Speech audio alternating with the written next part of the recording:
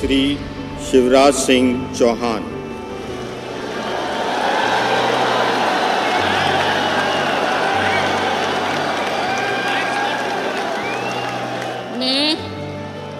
मैं शिवराज सिंह चौहान ईश्वर की शपथ लेता हूं कि मैं विधि द्वारा स्थापित भारत के संविधान के प्रति सच्ची श्रद्धा और निष्ठा रखूंगा। मैं भारत की प्रभुता और अखंडता अक्षुण्ण रखूंगा।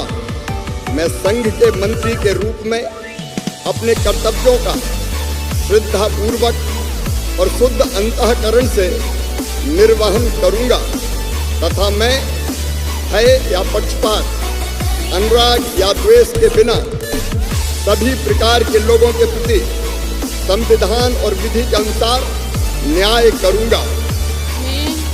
मैं शिवराज सिंह चौहान ईश्वर की शपथ लेता हूं कि जो विषय संघ के मंत्री के रूप में मेरे विचार के लिए लाया जाएगा अथवा मुझे ज्ञात होगा, उसे किसी व्यक्ति या व्यक्तियों को तब तक के सिवाय जबकि ऐसे मंत्री के रूप में अपने कर्तव्यों के सम्यक निर्वहन के लिए ऐसा करना अपेक्षित हो, मैं प्रत्यक्ष अथवा अप्रत्यक्ष रूप से संसूचित या प्रकट नहीं करूंगा।